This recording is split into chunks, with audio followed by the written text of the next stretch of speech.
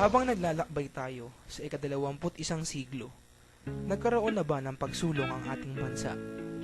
Ating kilalanin ng iba't ibang mukha ni Juan sa pagsilip sa iba't ibang dimensyon ng ating lipunan na sinasalamin ng iba't iba nating kababayan. Una, ang mga Pilipinong kanluranin ang kaisipan. Ano ba yung talaga yung gusto mo na trabaho? Oo, kasi in-accept ko na siya sa buong buhay ko na ito na yung skilled ko na siya eh.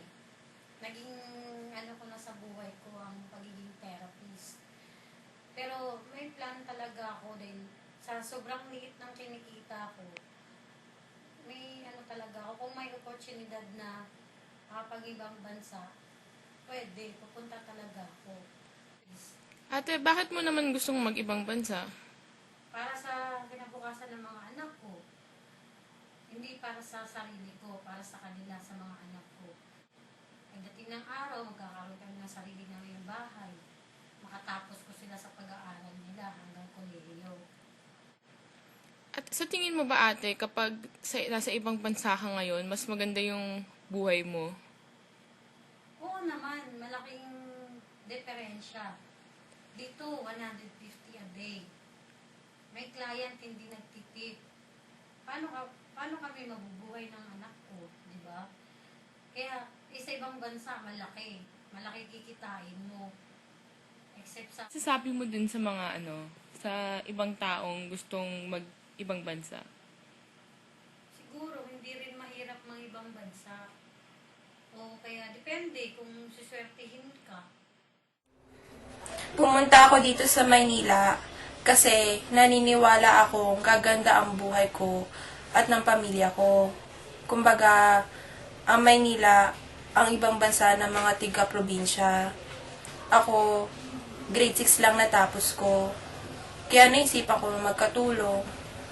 Dito sa Maynila, maraming ilaw, sasakyan, yung mga pasyalan, malalaki, at maraming tao kang makikita. Sa probinsya, alas 6 ng gabi, wala nang tao sa kalsada. Sa Maynila, sibilisado.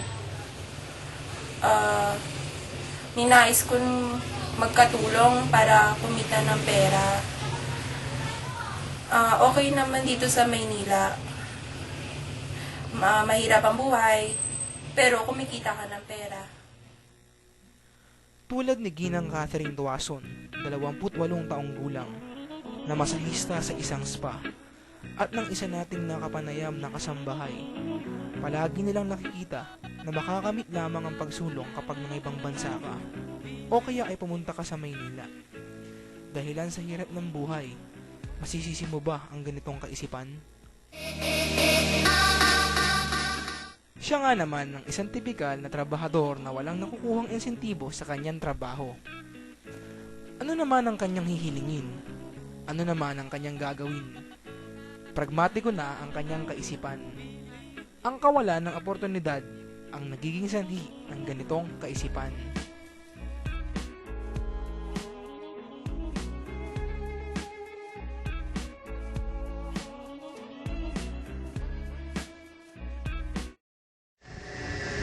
Kuya, pati po ba kayo may interview?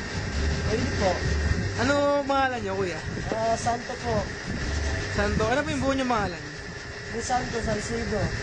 Ilan taon na po kayo? Yung ate po. Ano po ginagawa niyo? Ay, nagpapadla ko ako ng tiyan. Matagal na po ba kayo dito sa gawaan? Opo. Ah, Almost 7 years na po. Kamusta naman? Ano masabi mo sa trabaho? Ito, kahit na kahit eh. Kahit pa paano, nakakaahon.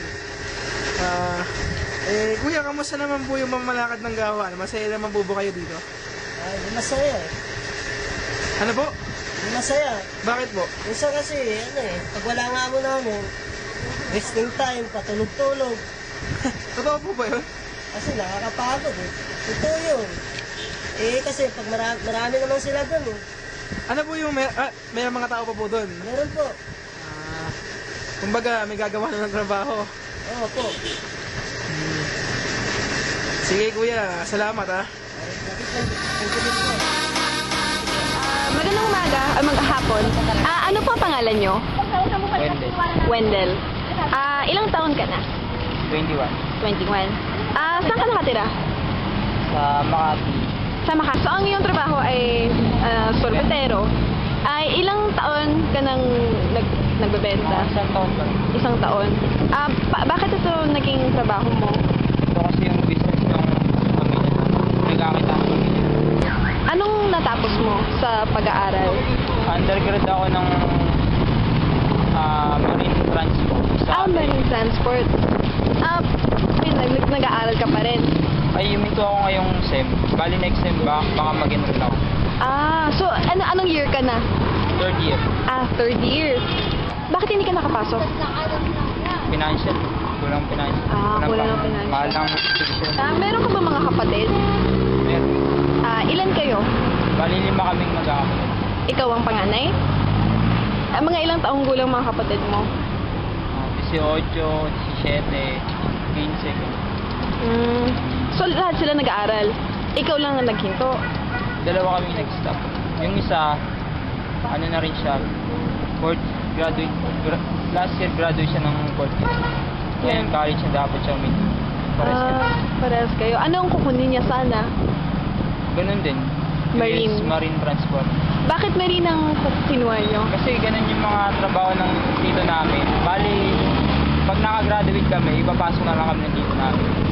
So meron na kayong Okay. mapupuntahan. Oo. So, gusto mong mag-abroad. Ano ang pangarap mo sa buhay? Anong gusto mong... Siyempre makatapos ako, tsaka yung mga kapatid ko sa pag-aaral namin. Para maging maganda yung buhay namin. Hindi katulad nito. So, ng araw po sa inyo, ano pang pangalan ninyo? Ryan, Ryan. Ilang taon na po kayo? 34. So, kayo po ay isang security guard. Gaano katagal na po kayong nagtatrabaho bilang isang security guard? Bakit po ito yung naging trabaho ninyo? Bakit po kayo naging security guard? Ano po yung... Nagustuhan lang. Nagustuhan lang po. So, ano po ang natapos nyo na course or degree sa kolehiyo or sa high school?